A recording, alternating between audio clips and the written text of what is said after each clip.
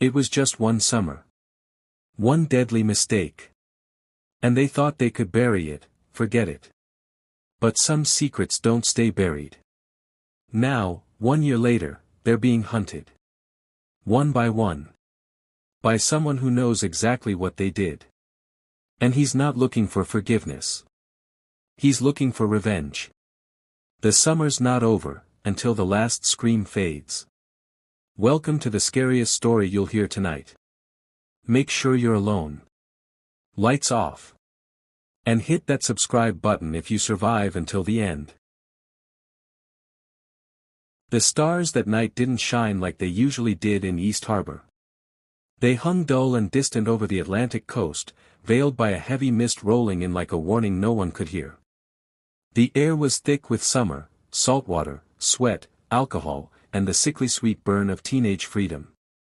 Julie James sat in the back seat of Ray's car, her head resting against the window, watching the fog stretch fingers across the winding cliffside road. She should have gone home after the bonfire. Something in her gut had whispered don't go, but she ignored it. She always did. They were celebrating graduation. 4 friends. One last wild summer before the world split them up for good. Ray Bronson was behind the wheel, one hand lazily gripping the steering wheel, the other holding Helen's phone, flipping through songs. He looked calm, too calm. But there was a tremor in his fingers he didn't think anyone noticed. Julie noticed everything. Beside him, Barry Cox, shirtless under an open varsity jacket, downed another beer and belted out the lyrics to a song he barely knew. He was already drunk. Probably high, too. That loud, obnoxious kind of drunk that made him feel invincible. Helen Shivers was recording a video in the back seat, her perfectly glossed lips mouthing the words to the music while she filmed herself. The screen glowed in the dark, casting a strange light across her face. She looked like a ghost, laughing, posing, not knowing the night was about to rot. The road twisted tighter, hugging the cliffs, waves crashing far below. Julie checked the time, 1:37 a.m. The feeling in her stomach got worse. Ray, she said, quietly, maybe you should slow down. Ray didn't look at her. I got it. Seriously, she pressed. There's a turn coming. I know these roads, Jules. But the fog thickened suddenly, like a wall, and everything outside the windshield vanished. Then it happened. A figure, tall, sudden, wrong, emerged from the mist like it had been waiting. Ray's scream caught in his throat as he swerved, but the impact came anyway. A hollow thunk, then a crunch, like bones breaking under weight. The tires squealed. The car jolted violently, then skidded sideways and stopped. There was silence. No music. No breath. Just the sound of the engine ticking, cooling in the fog. Julie was the first to move. What the hell was that? Ray opened his mouth, but nothing came out. Barry was already throwing open his door. We hit something, someone, I don't know. They all spilled out, stumbling, dazed. The mist was so thick they couldn't see 10 feet ahead. Then they saw it. A body. Lying limp on the gravel shoulder, half in the road, half in the weeds. A man. Blood spilling from his skull like ink. One of his arms bent backward. His fingers twitched, barely. A low, wet sound came from his throat. Julie dropped to her knees, shaking. Oh my God, he's alive. Helen was sobbing. What do we do? We need to call someone. Ray just stood there, his hands hanging useless at his sides. His eyes were locked on the man like he was trying to undo the last 5 minutes with just a stare. Barry was pacing. We can't call the cops. No. No way. What are you talking about? Julie snapped, tears in her eyes. Look at us. We're drunk. You think they'll believe this was an accident? Barry turned to Ray. You think they won't pin this on you? Ray flinched. I didn't see him, he came out of nowhere. Doesn't matter. Barry shouted.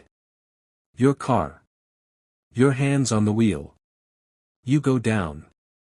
Julie looked at him like he'd grown horns. So what? We just leave him here. Barry's face twisted. We make it, go away. No, Helen gasped. You're not serious. We dumped the body, Barry said. He was already in the road. We'll say he fell into the ocean or something. There's no way they'll find him if we take him down to the docks. He's still alive. Julie shrieked. Then the man groaned. All of them froze. The man's eye opened slightly. Blood clouding the iris. He looked right at them. Ray took a step back. Jesus. We have to help him, Julie begged. We have to do something. But Barry had already made the decision. His voice dropped to a whisper. If he saw our faces, we're done. Julie stood. I'm calling 911. But Helen stepped in front of her, eyes wide, wild. Don't. Helen. I don't want to go to jail, Julie, she whispered, voice cracking. I've worked so hard. Miss Teen East Harbor. My life starts this year. Please. Julie's phone slipped in her hand. I don't know. The man groaned again. Gurgling. Dying. Barry grabbed his arms. Help me carry him. Ray hesitated, his mouth dry. This is wrong. Barry snarled.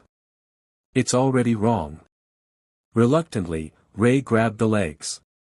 They carried him like a sack of meat, stumbling over rocks and driftwood as they made their way toward the edge of the cliff. Julie followed, sobbing silently. Helen trailed behind, mascara smeared, arms hugging her chest. When they reached the edge, the sound of the waves crashing below was deafening. Barry looked at the man, blood smeared across his jaw, his eyes fluttering, still alive. Barely. Ray looked away. He couldn't watch. Julie stepped forward. Wait. Barry didn't. He shoved. The man tumbled, silently, into the Black Sea. They didn't hear a splash. Just the wind. And then. Nothing. The drive back was dead silent. No music. No jokes. Just a growing stench of guilt. When they dropped Julie off at her house, she couldn't even say goodbye. She walked inside and threw up in the sink. She didn't sleep that night. None of them did. They promised never to speak of it again. To bury it. To pretend it never happened. But secrets rot. And the ocean doesn't keep things buried forever. 1 year later. Julie stared at the letter in her trembling hands. No return address. Just her name, in thick black ink. Inside was a single slip of paper. 6 words. I know what you did last summer. She dropped it like it was poison. Her heart started racing. She stumbled back from the mailbox, head spinning. No. No. It wasn't possible. It was supposed to be over. It was supposed to be buried. But someone knew. Someone saw. Someone was coming. And the past was clawing its way back from the ocean, soaked in blood and salt and something darker than death. Julie James hadn't slept in days. The note sat on her nightstand, mocking her. 6 simple words burned into her brain like a curse. I know what you did last summer. She'd read it 100 times, like the meaning would somehow change if she stared long enough. But it never did. She couldn't eat. Couldn't focus. Could barely breathe. The memory she'd buried, the body, the blood, the sickening sound of a man's skull meeting the windshield, came back like it happened yesterday. His eyes. The weight of him in her hands. The soundless splash that never echoed. Julie thought she'd outrun it. She thought silence would keep it dead. But someone knew. Someone had dug it up. And now it was back. Watching. She stood outside Ray's boat repair shack just past noon, twisting the note in her trembling hands. Ray answered the door half asleep, shirtless, smelling like gasoline and regret. Julie. He blinked like he was dreaming. What are you doing here? She shoved the note into his chest. Read it. His eyes skimmed the page. His face drained of color. Jesus, he muttered. Is this a joke? Do I look like I'm joking? He rubbed the back of his neck, stepped outside, glancing around like someone might be watching. No one's supposed to know, Ray. They don't. They can't. Then how do you explain this? Ray said nothing. Just stood there, jaw tight, eyes darting. Julie felt her throat close up. You don't think it's him, do you? Ray looked at her like she'd said something unspeakable. He was dead, he said, too fast. We made sure. We didn't make sure, Ray, she snapped. We left him there. He was alive when we pushed him. Ray stepped back, like her words were claws. Don't say that out loud. I'm scared. He exhaled hard. We'll figure it out. Don't go to the cops, okay? Not yet. Julie didn't respond. Because deep down, a part of her already knew. This wasn't going to go away.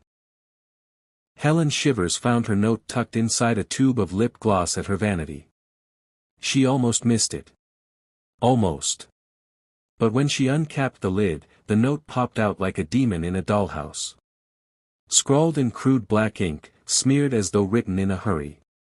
You're next, beauty queen. She stared at it, heart slamming in her chest. Her pageant crown sat on the shelf behind her, collecting dust. She hadn't won anything since high school. Her dreams of being a New York fashion icon had fizzled into selling perfume at a department store in town. Her hair was still long and shiny, but her smile felt fake now. Heavy. She ran to the bathroom and threw up. Then she called Barry. Barry didn't answer his phone. He was in the middle of a workout, blasting music so loud he didn't hear the thud against his garage door. Or the second. Or the third. It wasn't until the fourth, sharp and deliberate, that he pulled out his earbuds, dripping sweat. What the hell? There was something taped to the door. He ripped it down. A photograph. It was them. That night. Dragging the body.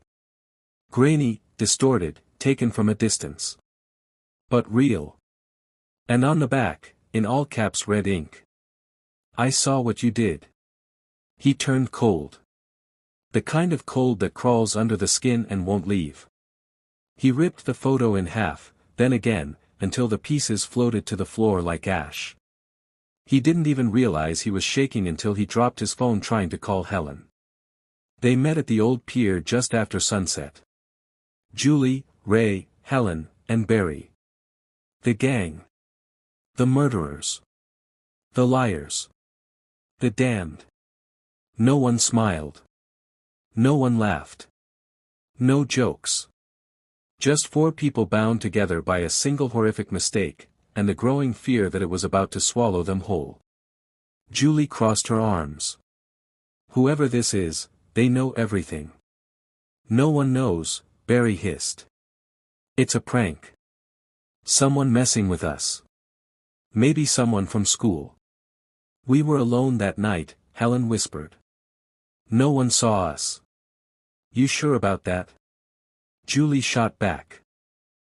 Because someone clearly did.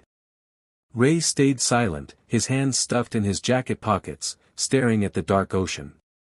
Someone's trying to scare us, Barry said. That's all this is. Just scare tactics. Julie pulled out her note. Then how did they know to send this to me? With my name, my address? Barry glared. Maybe you told someone. Maybe you slipped up. Julie shoved him. I didn't tell anyone, Barry. Did you? No. Ray spoke up, voice low. What if it's him? Everyone froze. What?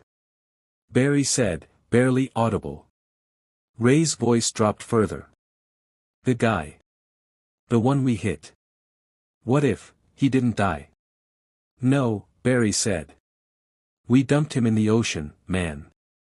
And if the tide washed him back? If someone found him? Helped him? What if he lived? The wind howled across the dock like a warning. I remember his face, Julie whispered. The way he looked at us. Like he knew, like he hated us. Barry cracked his knuckles, pacing. You're all losing it. No one survived that. Ray looked at him. Then how do you explain the letters? The photo? Barry didn't answer. Because he couldn't. That night, Helen got a call. No number. Just silence on the other end. She said hello 3 times. Then a raspy voice whispered. Do you still hear him scream? She dropped the phone and screamed louder. Julie woke up to find something dead on her front porch. A seagull. Neck snapped. Wings broken. And around its beak was tied a thin red ribbon. Just like the one she wore in her hair that night. She sank to her knees and sobbed. Ray's boat had been gutted the next morning. All his fishing nets slashed, oars snapped, the hull tagged in thick red letters. Murderer. Barry woke up to find his car, the one they'd driven that night, spray painted with a single word. Killer. This wasn't a prank. This wasn't a coincidence. This was calculated. Someone was playing with them. Stalking them. Watching them. Waiting. The ghost of that summer night hadn't died in the water. It had crawled back to shore. And it wanted blood. The nightmare had a heartbeat now. A slow, pounding rhythm that lived beneath their skin. It wasn't just notes and whispers anymore. It was real. And it wanted one thing. To make them suffer. Helen stood frozen in her bathroom, the mirror fogging with steam. She hadn't turned the shower on. It had already been running when she walked in. That's what made her stop. She was sure she'd turned everything off. Certain she'd locked the door. But the curtain was drawn, and the water was scalding hot, steam curling through the tiles like it was alive. She reached for the curtain slowly, hand trembling. Her fingers gripped the edge. Pulled. Nothing. No one was there. But when she turned, she screamed. Written on the mirror in blood-red lipstick were the words. You're already dead. Julie found her window open that same morning. It was second floor. She never opened it. Ever. On the sill sat a single dead crab, claws torn off, leaking black slime. Pinned to its shell was a piece of paper, soaked and wrinkled, scrawled in jagged letters. Do you hear him crawling back? Barry didn't believe any of it. At least, that's what he kept saying. Bunch of sick jokes, he muttered as he locked his gym that night. You think someone could actually pull this off? Come on. But as he walked to his car, he felt something. That prickling sensation on the back of the neck. Like he wasn't alone. The lot was empty. The wind howled through the pine trees. But something felt off. He approached his car, keys ready. The windows were fogged from the inside. Odd. He opened the door, fast. Half expecting someone to leap out. No one. But the smell, something foul. Like raw meat left in the sun. He checked the back seat. Nothing. Got in. Locked the doors. He started the engine. Then froze. The passenger seatbelt was buckled. He hadn't touched it. Before he could react, he heard it. A breath. Right behind him. He turned. Too late. Something yanked him backward, hard. A figure in a black rain slicker, hood pulled low, face unseen, arm wrapped around Barry's throat like a noose. He struggled, fists swinging, gasping for air. His feet kicked the windshield, spiderwebbing the glass. The figure whispered in his ear, voice inhuman. "You thought he drowned." Barry clawed at the arm, eyes bulging. And then. Nothing. He woke up hours later on the side of a desolate road, face pressed into gravel, shirt soaked in blood, but none of it was his. On his chest, in thick, black ink. "Next time, I finish it." His mouth was stuffed with seaweed. That night, all four of them met again. Barry paced the floor of Ray's garage, eyes wild. He was in the car. He was in the goddamn car. Helen was crying. Julie held her shoulders, trying to calm her, but her own hands wouldn't stop shaking. Ray sat on the steps, silent, watching shadows crawl along the walls. "We have to go to the police," Julie said finally. "Now. We're way past covering this up." Barry snapped. "And say what, Julie?" "That we hit someone, dumped his body, and now his ghost is hunting us. We go down for murder." "He's not a ghost," Ray said quietly. Everyone looked at him. "He's real. Flesh and blood. He's back." Helen's voice was barely a whisper. "But how?" Julie shook her head. "I don't know. Maybe he survived.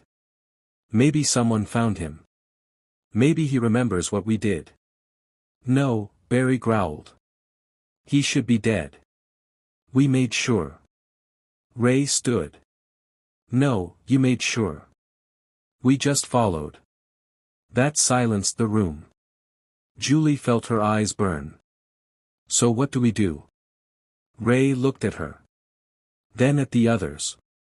"We finish what we started." Helen gasped. "You're saying we kill him?" Ray nodded slowly. "If he's coming for us, we end it."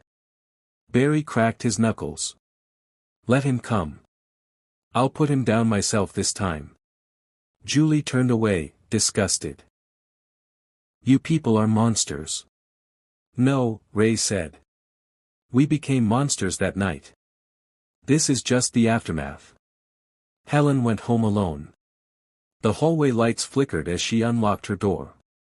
The building felt colder than usual. Empty. She entered, locked the deadbolt, and exhaled. Silence. She walked to the kitchen to grab water, her heels clacking against the wood. Her reflection caught her eye in the darkened TV screen. She stopped. Behind her, in the screen. Movement. She spun. Nothing. But her heart was racing now. She turned on every light. Checked every room. Nothing. Then her phone buzzed. Unknown number. Text message. Camera image received. She opened it. It was a photo of her. In her bedroom. Taken just seconds ago. She dropped the phone and screamed. Ray had nightmares. Of water. Of hands dragging him down. Of eyes staring up from the seabed, bloated, bleeding, still alive. When he awoke, the walls of his shack were covered in wet footprints. Seaweed draped across his kitchen table. His boat was gone. Later that day, the Coast Guard found it floating empty, gutted like a fish. Inside, scrawled on the bow in dried blood. "You let me drown." Julie couldn't sleep anymore. Every creak of the house made her flinch. She kept checking the locks. The windows. The doors. Over and over. A ritual of fear. That night, she sat up in bed, unable to shake the feeling of being watched. She got up. Walked to the window. Nothing. But as she turned. There it was. The same figure. In her room. Raincoat slick with water, standing just behind her reflection. She screamed and flicked on the light. Gone. Nothing but her pounding heart and the sharp scent of seawater. This wasn't just about revenge anymore. It was about punishment. Each of them was being hunted. One by one. Terrorized. Broken down. The stalker wasn't rushing. He was enjoying it. And blood was only the beginning. The sound of rain tapping against the window had become something sinister. To Julie, it wasn't just weather anymore, it was presence. She had started hearing things that weren't there. Water dripping from a faucet she hadn't used.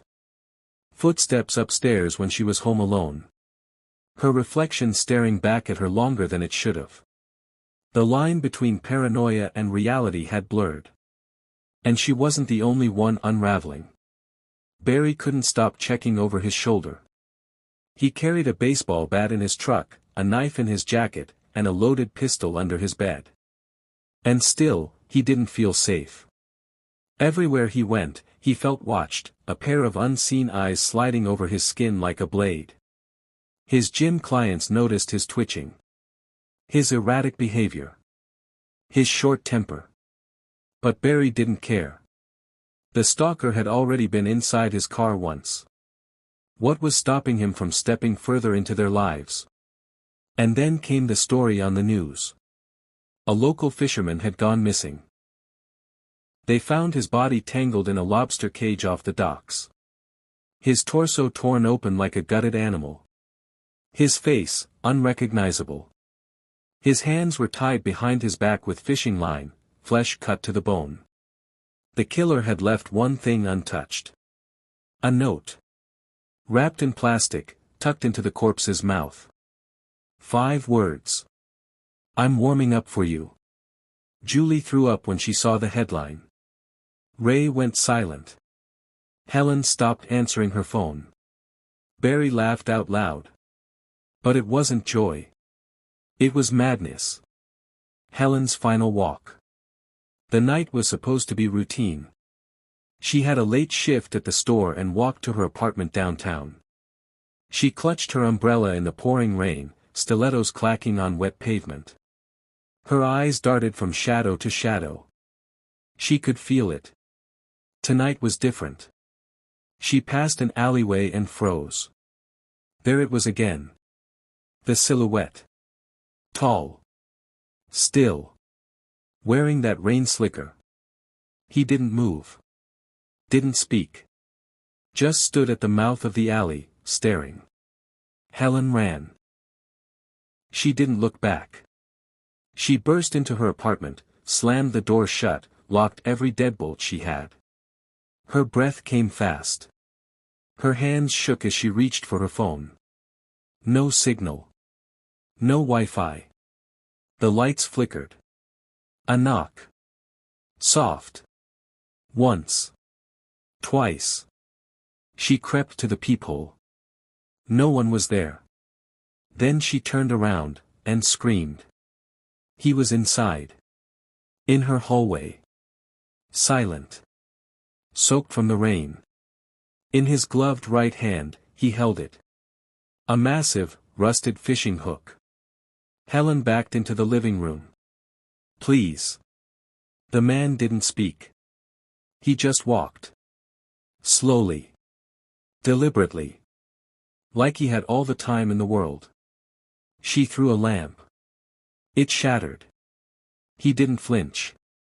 She grabbed a pair of scissors from the kitchen drawer. He knocked them from her hands with one swipe. The hook carved through her arm, bone deep. Helen screamed and ran, blood spraying the floor, soaking into the rug. She made it to the bathroom. Locked the door. Collapsed against it. Please. She sobbed. We didn't mean to. Silence. Then. Scrape, scrape, scrape. The hook, dragging across the other side of the door. Please, just let me go. The doorknob turned. Stopped. Then turned again. Helen held her breath. It stopped. Silence. For 1 second, she thought, maybe he left. But when she opened her eyes, she saw it. A note slipped under the door. Written in thick black ink. I never left. She screamed again as the door shattered inward. The figure lunged, hook raised high. And then. Darkness. The next morning, they found her. Helen's body was discovered in the alley 2 blocks from her apartment. Her chest carved open. Her mouth stuffed with wet sand. The words Beauty Queen etched across her stomach with a knife. Ray identified the body. Julie nearly fainted when he called her. Barry punched a wall until his knuckles shattered. They gathered again. This time at Julie's house. No jokes. No shouting. No denial. Just grief. And fear. She didn't deserve that, Julie whispered, holding herself tightly. Ray rubbed his face. None of us did. She was scared, Barry said. She told me. Said she thought he was in her apartment days ago. I didn't believe her. Do you believe it now? Julie snapped. Barry didn't answer. Ray stood. We're next. Not if we find him first, Barry growled. Julie looked up. And how do we do that? He wears a mask. A hood. We don't even know his name. Ray hesitated. What? Barry asked. Ray exhaled. I've been thinking about that night. The man we hit. I think I know who he was. Julie leaned in, eyes wide. Who? Ben Willis. The old fisherman? Barry asked, confused. Ray nodded. He lived near the coast road. Kept to himself. Creepy guy. There were rumors he went crazy after his daughter died. Julie whispered, didn't he murder the guy she was dating? Yeah. David Egan. They said Ben believed David drove her to suicide. The cops ruled it accidental, but Ben didn't buy it. Barry's face dropped. So you're saying the guy we hit was Ben? Coming back from dumping David's body in the water. Julie covered her mouth. Oh my God. We killed a killer, Barry muttered. And now he's, what? Getting revenge? No, Julie said, eyes wide. We didn't kill him. That's the problem. That night, Julie found another letter waiting on her pillow. This one soaked in blood. No words. Just a drawing. 4 stick figures, Julie, Ray, Barry, and Helen. One of them was crossed out in red. And now, only 3 remained. Helen's funeral was held on a gray, windswept morning. Rain poured in sheets as they lowered her casket into the soaked earth. No music. No speeches. Just the sound of crying and thunder. Julie stood under a black umbrella, gripping the handle so tightly her knuckles had turned white. Her eyes were swollen, not just from tears, but from the endless nights of terror, the sleepless hours spent staring at her bedroom door, waiting to hear it creak open. Helen was gone. Gone because of that night. Because they hit a man. Because they left him to die. Because they buried the truth and now the truth was digging up their graves. Ray stood beside her, soaked, silent. He hadn't said much since Helen's murder. Something in him had gone still, like a fuse had blown and the light behind his eyes never came back. Barry was late. He didn't come. Maybe he couldn't. Or maybe, he knew he was next. Later that night, Ray sat in the corner of his boathouse, watching the rain pound against the window. The power had flickered all afternoon. The only light came from the oil lamp burning low beside him. He hadn't eaten. Couldn't. The only thing he could taste anymore was salt and fear. Julie walked in without knocking. Her hoodie was soaked, jeans stained with mud. She held something in her hand. Ray stood up. "You okay?" "No," she stepped forward and opened her palm. In it was a Polaroid photo. It showed Julie, sleeping in her bed. The timestamp was last night. Her lips trembled. "He was in my room, Ray. While I was sleeping." Ray stared at the photo, his jaw clenching. "That's it." "What?" "We can't just wait for him to kill us. We fight back. We set a trap." Julie's eyes widened. "You're serious?" Ray nodded. "Dead serious." "The plan?" "They agreed to lure the killer. Use bait." "Barry." He wasn't thrilled. "What the hell do you mean bait?" he snapped as they all met in Julie's garage that evening. "You're the loudest," Julie said, crossing her arms. "You're the one who always said you could take him. Time to prove it." Ray chimed in. "He's watching us. Always. If we make enough noise, enough heat, he'll come for Barry next." Barry looked around, cornered. "And then what?" "I just die so you two can run." "No," Julie said. "You fake panic. Let him into the boatyard. We rig it with lights, cameras, traps, everything. We catch him. We end this." Barry hesitated. Then nodded. "Fine. But if I get gutted, I'm haunting both of you." They spent the next day prepping the trap. Julie's dad was out of town. They used the boatyard near the docks, Ray's second home.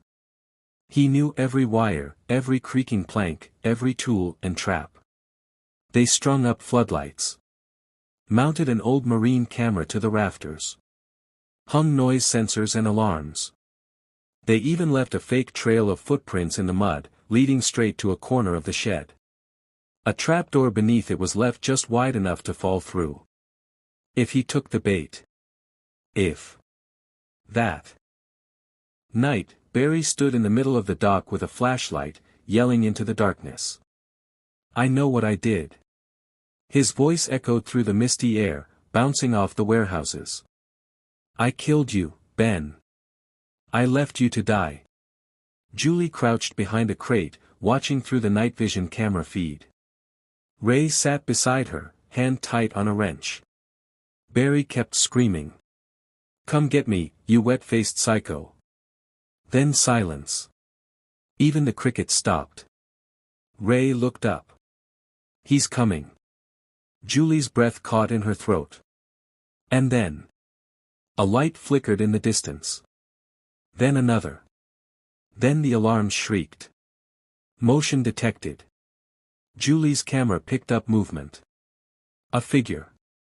He was here. Raincoat glinting under the lights. Hook dragging across the concrete. Each step slow. Measured. Julie whispered, "Barry, run." Barry took off. Right on cue. He darted through the maze of boats and nets, shouting, swearing, leading the killer exactly where they wanted him. The figure followed. Silently. The hook glistened red. Barry rounded the corner. Then tripped. Too early. He was 10 feet from the trapdoor. The killer turned the corner and paused, cocking his head. Barry scrambled to his feet, panicking for real now. Now. Julie screamed. Ray smashed the emergency switch. Floodlights snapped on. The trapdoor released. But the killer didn't fall. He'd stopped just short of it. He'd known. He turned to the camera and waved. Julie's blood froze. "Abort," she whispered. But it was too late. The lights exploded. Total darkness. Screams. Barry's flashlight spun wildly. Then silence. Then. A wet slicing sound. Julie ran. She didn't think. She just ran into the blackness, hands outstretched, sobbing. Barry? She found him.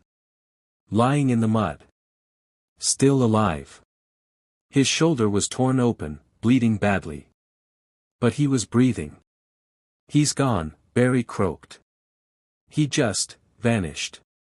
Ray helped drag him to the truck. They didn't speak. Just ran. All the lights were shattered. The cameras were destroyed. The trapdoor had been rigged, by someone else. He'd known the whole plan. He was always a step ahead. Back at Julie's house, she locked every door. Every window. Pulled every curtain. The smell of blood clung to her clothes. She paced her room, trembling.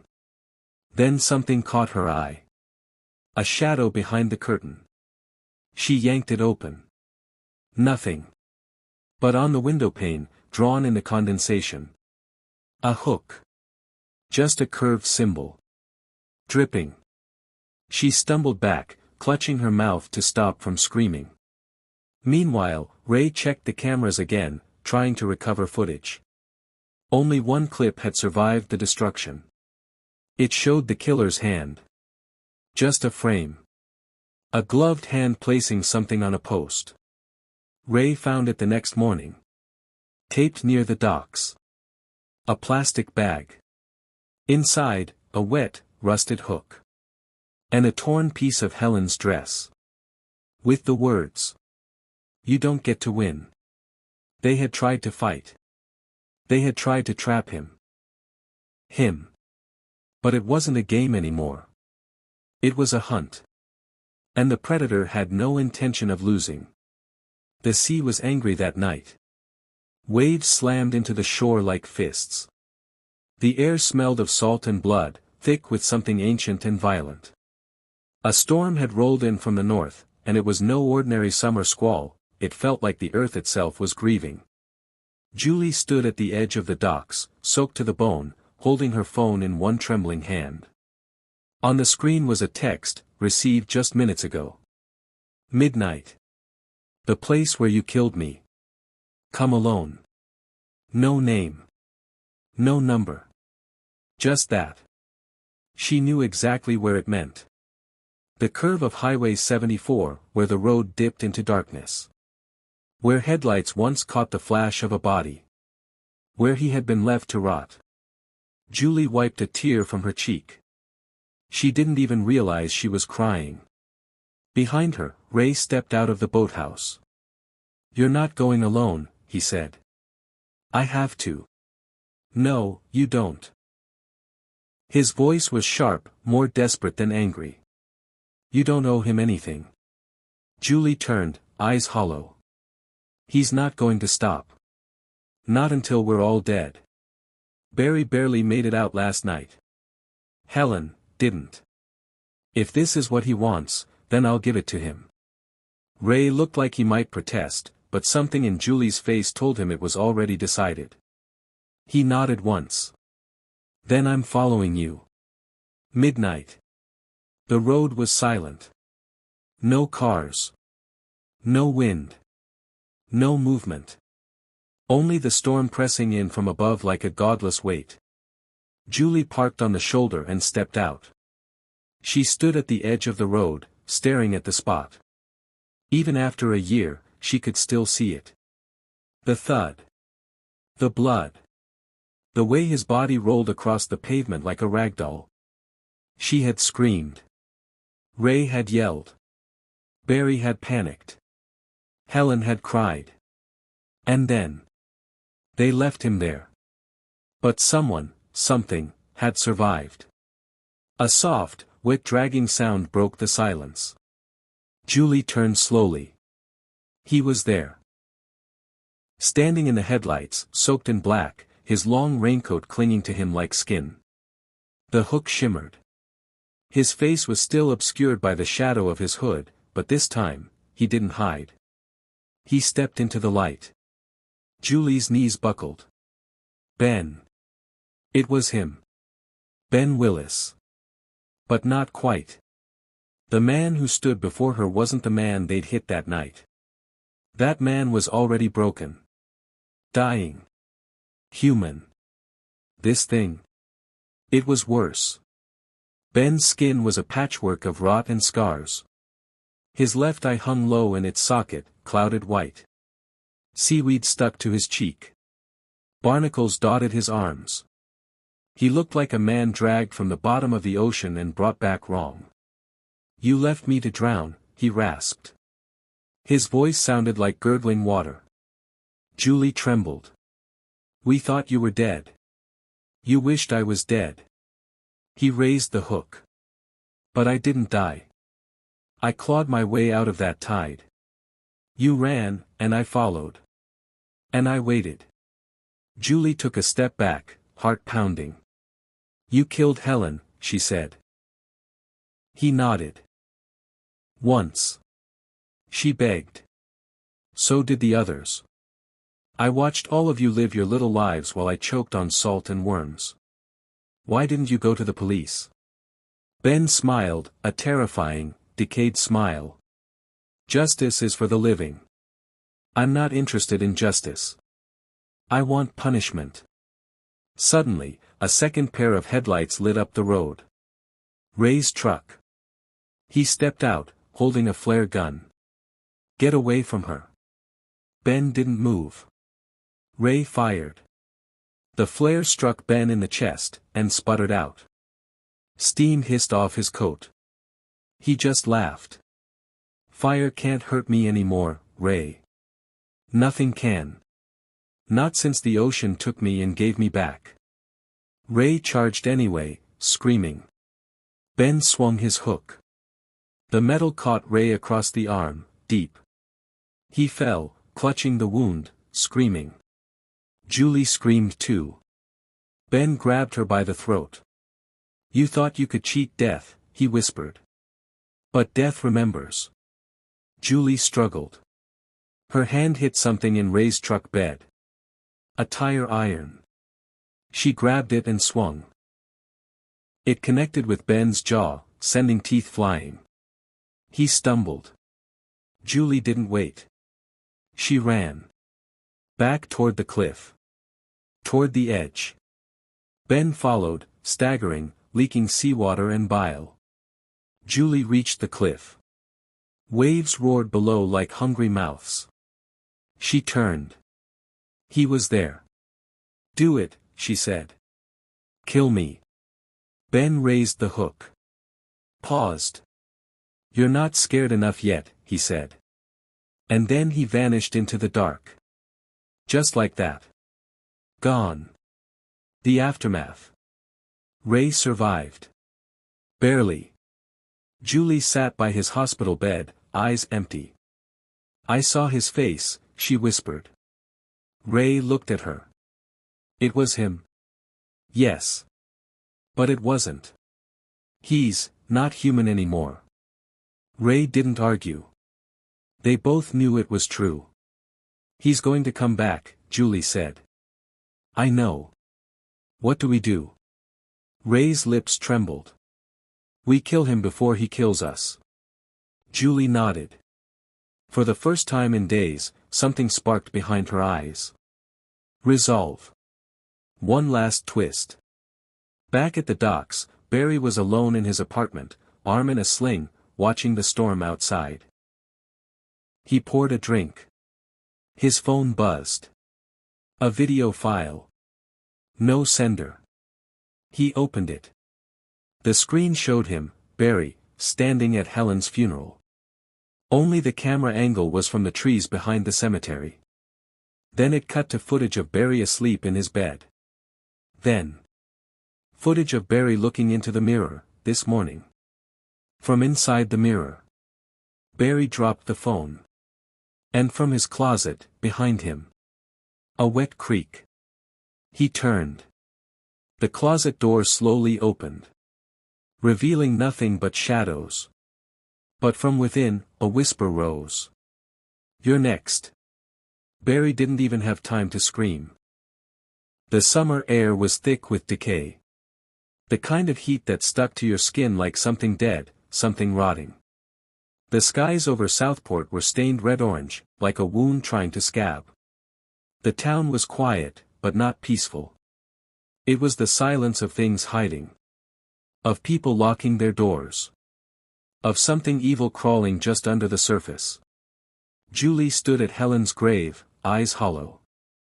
She was wearing the same white dress she'd worn the night Ben Willis died, or the night they left him to die. Now everyone else was dead or broken. Helen. Barry. Max. Even the cop who pulled them over once. Ray was the only one left. But even he was bleeding from the inside out, body battered, mind fraying. They'd tried to forget what they did. But the past didn't drown. It came back. Wearing the sea like a second skin. The final plan. We end it tonight, Julie said, staring into the flickering light of the lantern in the boatyard. Ray sat beside her, bandaged, weak, but more alive than ever. How? He asked, voice hoarse. Julie held up an old, worn journal. This belonged to him, Ben Willis. I found it under the floorboards in the shack by the water. She flipped through pages soaked in salt and madness. He was already unhinged before we hit him.